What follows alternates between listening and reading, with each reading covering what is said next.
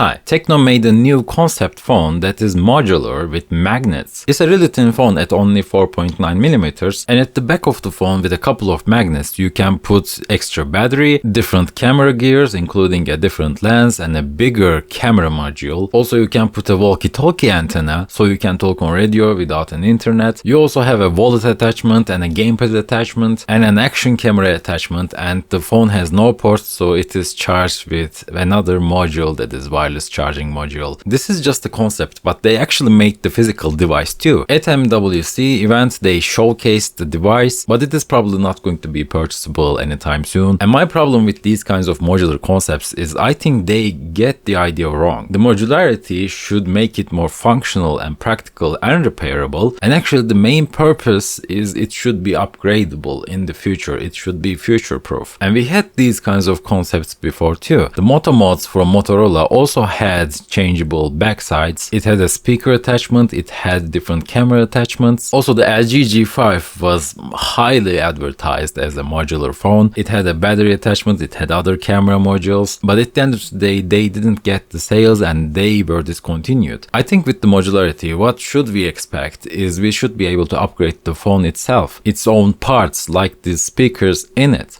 like the camera in it, in the front and in the back, like the CPU, and if we can attach one, it would be cool to have a GPU, and maybe upgrading the antennas, the vibration module when it breaks. But some of these things are replaceable by yourself, but it gets harder and harder every day. Like you could just replace the battery yourself 10 years ago. Now all of the phones are sealed and waterproof, and no one is willing to make it user friendly. You need to go to a repair shop and they have this dedicated ovens that melts the glue at a set temperature. Now as a user you can't even replace your own battery. In the old days some guy just made his own iPhone 6s from the parts he found on the Chinese market. And if I remember correctly, the only thing he couldn't do was the Touch ID. It wasn't working because it wasn't matching the part ID with the phone's motherboard. That's an Apple thing to do. But now these days Apple checks nearly every component in the phone. You can't replace the parts, any vibration modules or whatever, without having it approved by Apple. And all of the other brands went down the same path. It's not that much different in Samsung. If something breaks in the phone, they say you should just like completely replace the motherboard. And it's not that much different in other brands too, although some of them are trying to be more repairable,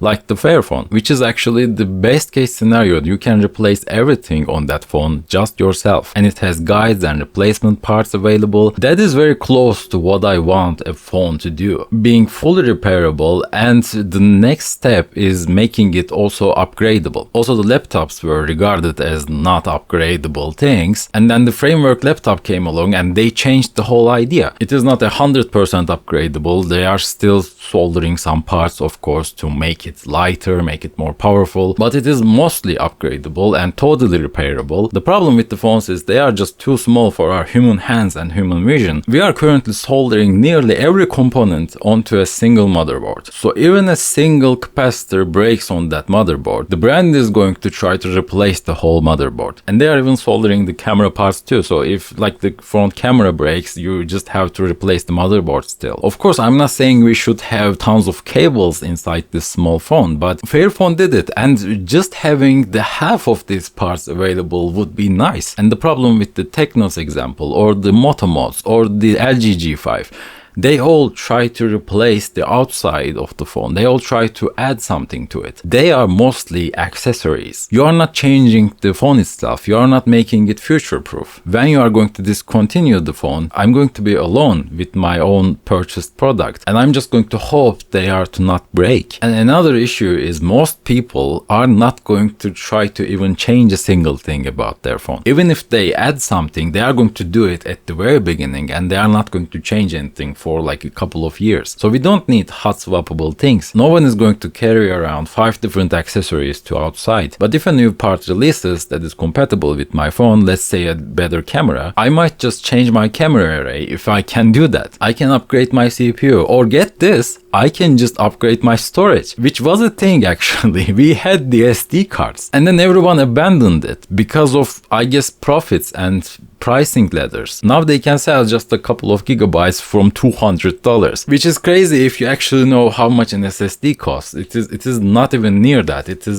just like tenfold the actual price. Even back then at the SD card era, I was fine with having slow storage but a big capacity. It wasn't an issue because I was just putting my photos and videos in it. And along the way, of course, we also lost the headphone jack, rest in peace, which still doesn't make sense. We just lost the high quality, lossless, free of energy audio for nothing. And it is now not even secure, because Bluetooth is not that much secure. I talked about it. You can go ahead and watch headphones have vulnerabilities about how they can be hacked. So if a brand wants to go for modularity, they should start with repairability and upgradability, and at the end it is going to become modular. I think the Google Ara was the best example of how a modular phone could be. It had all these components and it had a Lego-like backplate. You could attach them like origami. You could attach a new camera module. You could attach a new battery. You could change the front screen too. You could add a CPU, you could change the RAM, change your antenna, change your speakers. It was absurd, but it was so promising because like Google is also one of the most expensive companies in the world. If any modular phone that made sense could be made, it was going to be the Project Ara. But at the end of the day, both the demand is not there and the profitability is not there, and